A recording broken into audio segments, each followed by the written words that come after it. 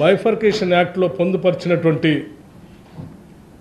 హక్కుల్ని గత ప్రభుత్వం 10 సంవత్సరాలుగా తాత్సర్యం చేస్తూ కేంద్రం నుంచి తీసుకొని రావాల్సినటువంటి కొన్ని ముఖ్యమైన అంశాలని తీసుకొని రాలేకపోయింది. దయచేసి మేము మిమ్మల్ని కలుస్తూ ఆ అంశాలన్నింటినీ త్వరితగతిన తెలంగాణ రాష్ట్రానికి అందించవలసిందిగా వారికి విజ్ఞప్తి చేయడం జరిగింది. నిన్న మా పైన మీరు ఆరోపణ చేసేందుకు నేను ఈ వివరణంగా ప్రెస్ మీట్ పెట్టినా.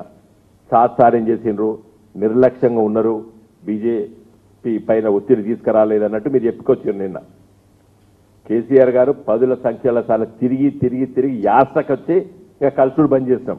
అసలు విషయం చెప్తున్నాను మీకు. ఎన్నిసార్లు తిరుగుతారు ఒక ముఖ్యమంత్రి గారు? తిరిగి తిరిగి తిరిగి యాసకొచ్చి ఇంకా కలుసుడు బంద్ చేస్తాం.